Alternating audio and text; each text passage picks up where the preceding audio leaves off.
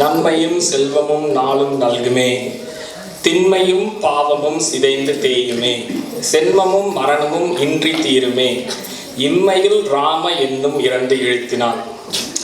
காண மயிலாட கண்டிருந்த வான்கோழி தன் பொல்லா சிறகை விரித்து ஆட வந்ததும்பாங்க. இன்னைக்கு இங்க இருந்த குழந்தைங்கள்லாம் கொடுத்த ப்ரோக்ராமை பார்த்துட்டு நான் இங்கே வரப்போ எனக்கு அப்படிதான் இருக்கு. இருந்தாலும் எனக்கு தெரிஞ்ச சில விஷயத்த வந்து சொல்றேன். நான் ஒரு 4 மாசத்துக்கு முன்னாடி தான் கம்பராமாயணம் படிக்க ஆரம்பிச்சேன். என்னன்னா இது என்னடா இது ஊரெல்லாம் கம்பன் கழகம் இருக்கு, இந்த வாலிபதான் பார்த்தீங்கன்னா யூடியூப்ல பார்த்தீங்கன்னா ஆயிரக்கணக்கான மணி நேரமா எல்லாம் பேசுவாங்க. அப்படி என்னதான் இருக்கு இதுல இருந்து படிக்க ஆரம்பிச்சேன். அதில் எனக்கு தெரிஞ்ச நான் கற்றுக்கிட்ட சில விஷயத்த நான் சொல்ல போகிறேன். அவ்வளோதான். முதல்ல அவையடக்கத்துலேருந்து ஆரம்பிச்சிடுறேன். ஏன்னா கடவுள் குலத்துலேருந்து தான் கம்பர் ஆரம்பிப்பார். ஆனால் நான் முதல்ல அவையடக்கத்துலேருந்து ஆரம்பித்தேன்.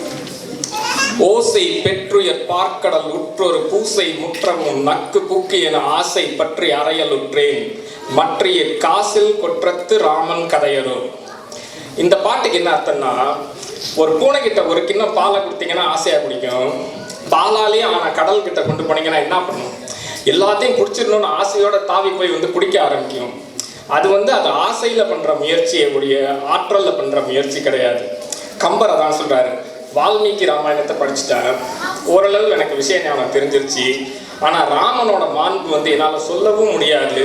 ஆனால் உங்ககிட்டலாம் சொல்லணும்னு எனக்கு ஆசையாக இருக்குது. அந்த ஆசையில் தான் நான் என்னோட காவியத்தை எழுதியிருக்கேனே ஒழிய என்னோட ஆற்றல் நம்பி இல்லை. அதனால் இதில் பிழை இருந்தால் மன்னித்து ஏற்றுக்கொள்ளுங்கள்னு கம்பர் எழுதியிருக்காரு. இப்போ என்னோட முயற்சியும் அப்படிதான். கம்பராமாயணங்கிறது ஒரு கடல். மொத்தம் 6 காண்டம், 123 படலங்கள், 123 படலங்கள், 12,000 பாடல்கள் கம்பராமாயணத்தில். இதை என்னால் மட்டும் இல்லை, யாராலையுமே முழுசாக சொல்லவும் முடியாது. அந்த அழகையும் அதுல இருக்க ஆழத்தையும் சொல்றதுக்கு ஆற்றல் ஆசையினால முயற்சி பண்ணலாமே ஒழிய ஆற்றல்னால பண்ண முடியாது. இப்போ இந்து மத சமய இலக்கியம்னு எடுத்துக்கிட்டிங்கன்னா, தத்துவார்த்தமான இலக்கியம்னு எடுத்துக்கிட்டிங்கன்னா 4 வேதங்கள், 2 இதிகாசங்கள், மகாபாரதம், ராமாயணம். இதில் ராமாயணம் மூத்த இலக்கியம், அதனால தான் அதுக்கு ஸ்ரேஷ்ட இதிகாசம்னு பேர். இந்து சமய நூல் அறிஞர்கள் படி புராணங்களை விட இதிகாசங்களுக்கு மேன்மை அதிகம். புராணம், இதிகாசம் இது 2த்தையும் சேர்த்து உப பிராமணங்கள்னு சொல்லுவாங்க. அதாவது வேதத்தோட பொருளை விளக்கி அதை மக்கள்கிட்ட கொண்டு போய் வேதத்துக்கு உதவி செய்யறதுனால அதுக்கு பேர் உப பிராமணங்கள்னு பேர். அதில் ராமாயணத்துக்கு மகாபாரதத்தோட சில மேன்மைகள் நிறையவே உண்டு. இப்போ நீங்கள் இதில் பார்த்தீங்கன்னா முதல் இந்த இவ்வளோ இலக்கியத்தையும் யாராலையும் படிக்க முடியாது. அந்த சமய இலக்கியங்கள் 4 வேதங்கள், உபனிஷத்துகள், அதுக்கு எழுதின வியாக்கியங்கள், இதை யாராலையும் அது ஒரு கடல் மாதிரி. ஆனால் கம்பர் 3 பாட்டில் அதை சொல்லிடுறாரு. ஒரு வாமனர் உலகத்தை 3 அடியில் அளந்தாரு.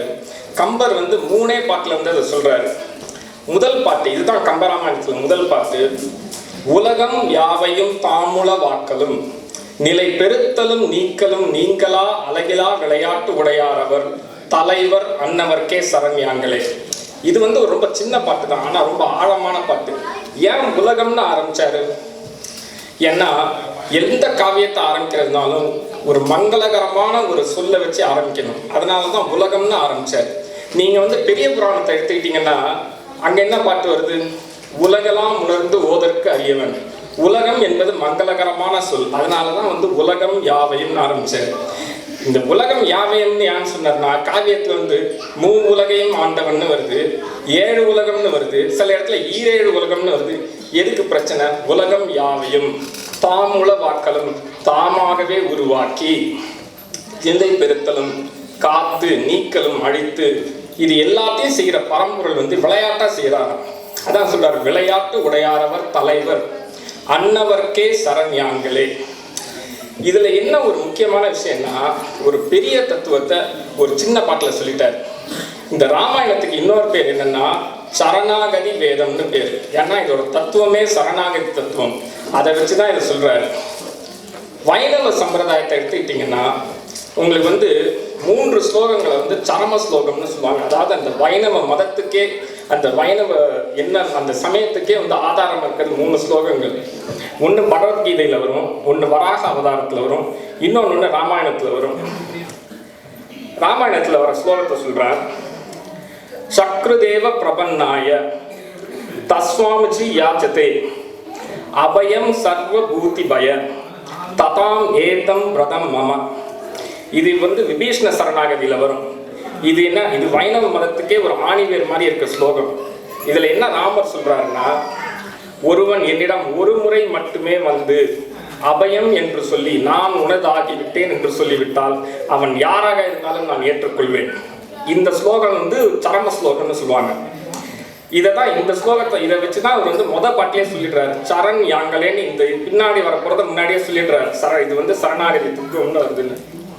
அதுக்கு அடுத்தது இதுல ஒரு விஷயம் பார்த்தீங்கன்னா, இந்த பாட்டோட இன்னொரு மேன்மை என்னன்னா, இதுல திருமால் பேர் வராது, சிவன் வராது, இந்த காவியத்தை பத்தி இருக்க ராமன் பேர் வராது. நீங்க இந்த பாட்டை கொண்டு போய் எங்கனாலும் சொல்லலாம், கோயில்ல சொல்லலாம், தேவாலயத்துல சொல்லலாம், குருத்வாரால சொல்லலாம், என் மசூதியில கூட சொல்லலாம். ஏன்னா இதுல என்ன வருது, விளையாட்டு உடையாரவர் தலைவர் அன்னவருக்கே சரண் யான்களே. அவ்வளவுதான். எல்லா மதத்துக்கும் எல்லா மொழிக்கும் எல்லா இனத்தவருக்கும் பொருத்தமான ஒரு பாடல் இது. இதுக்கு அடுத்தது ஒண்ணு போறாரு, சரையு நதியை பார்க்கிறாரு.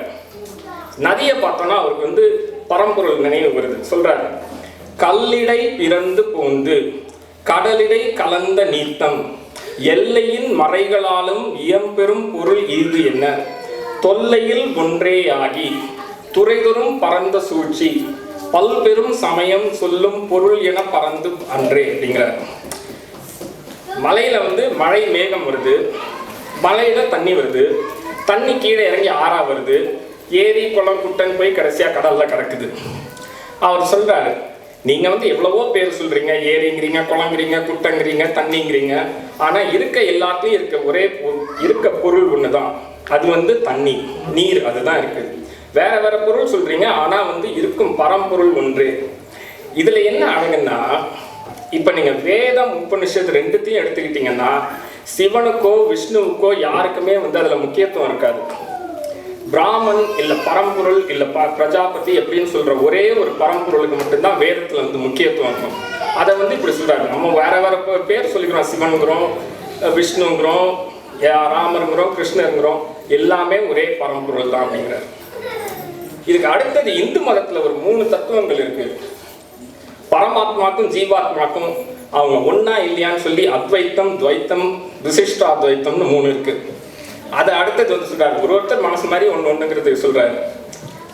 ஒன்று எண்ணின் ஒன்றே ஆம், பல என்று உரைக்கின் பலவே ஆம், அன்றே எண்ணின் அன்றே ஆம், ஆமே எண்ணின் ஆமே ஆம், இன்றே எண்ணின் இன்றே ஆம், உளது என்று உரைக்கின் உளதே ஆம்.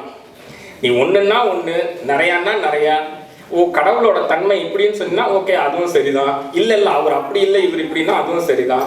இன்றே இல்ல, கடவுளே இல்லைன்னு சொன்னீங்கன்னா அதுவும் சரிதான். உளது என்று உரைக்கின் உளதே ஆம், நன்றே நம்பி குடி வாழ்க்கை நமக்கு இங்கு என்னோ பிழைப்பு அம்மா. இறைவனோட தன்மையை நம்ம இந்த வாழ்க்கையில தெரிஞ்சுக்க தான் முடியுமான்னு சொல்லிடுறாரு. 3 பாட்டுல நீங்க 4 வேதம், 20 உபனிஷத்து, அதுக்கு எழுதின வியாக்கியானம் எல்லாத்தையும் 3 பாட்டுல சொல்லிடுறாரு. இதுதான் கம்பராமாயணத்தோட ஆன்மீகத்தோட அழகு. இதுதான்.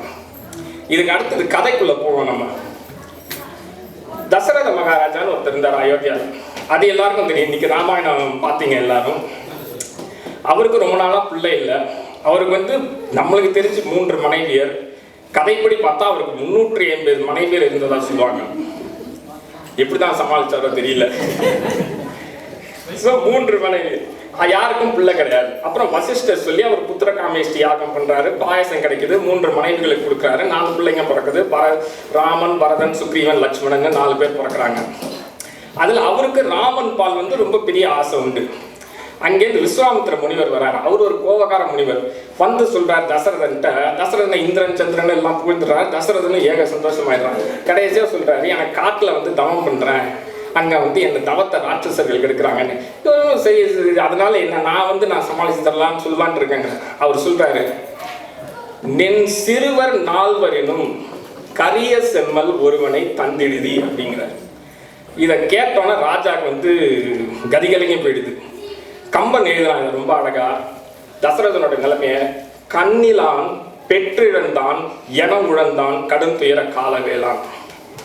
அதாவது என்னன்னா, பிள்ளை இல்லாம இருந்து இவ்வளவு நாள் கழிச்சு பிள்ளை பிறந்திருக்கு, அதையே இவர் ராட்சசன் சண்டை போட போறான்னு கூட்டி இருப்பார். இப்போ நம்ம எஸ்பி இருக்கார், அவர்கிட்ட போய் பாஸ் நித்தின் வந்து என்ன கலக்குறான், எங்கள் தமிழ்கிரி பக்கம் இந்த மாங்குரல் பிரச்சனை தாங்கலை, அனுப்பி விடுங்க கூடன்னா சத்யா என்ன சொல்லுவாங்க, அப்பா சாமி உங்க சங்காத்தமே வேணாம் கிளம்பி போங்கம்பாங்க. தசரதன்னு சொன்னான், என் பையனை போய் கேட்குறீங்களே, நானே வந்து உங்களுக்கு இதை பண்ணி தரேன்னு.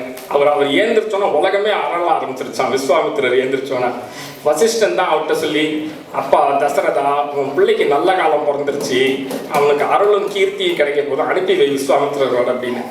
ஏன்னா வசிஷ்டருக்கு தெரியும், இவன் போறப்ப தசரத ராமனா போறவன் திரும்பி அயோத்திக்கு வரப்ப சீதாராமனா வருவான்னு. அதனால அனுப்புறாரு. அனுப்பிட்டு அங்கே போனோன்னே தாடகையை பார்க்குறாரு. முதல்ல ராமர் சொல்கிறாரு, தாடகை பொம்பளைன்னா நான் வந்து அம்பு விட மாட்டேங்கிறாரு. அவர் சொல்கிறாரு, பொம்பளையே இல்லை, ஒரு அரக்கி பண்ணுற அட்டுழியத்தெல்லாம் சொல்கிறாரு. சரின்னு இவரும் விடுறாரு. இப்போ தான் கம்பர் வந்து இந்த பாட்டு வந்து தமிழ் அறிஞர்களால் மிகவும் போற்றப்படுகிற ஒரு பாட்டு.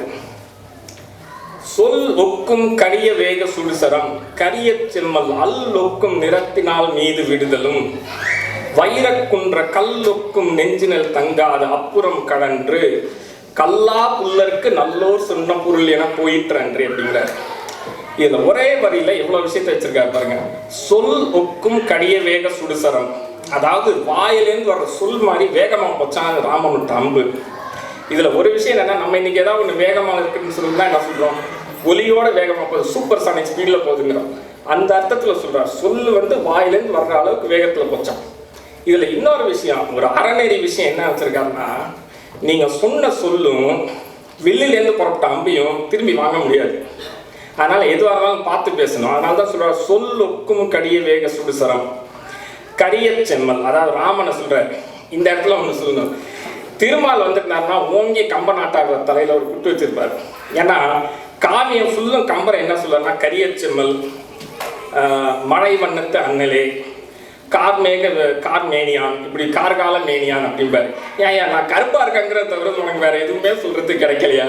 அங்க திவ்ய பிரபந்தத்தை பாரு, பச்சை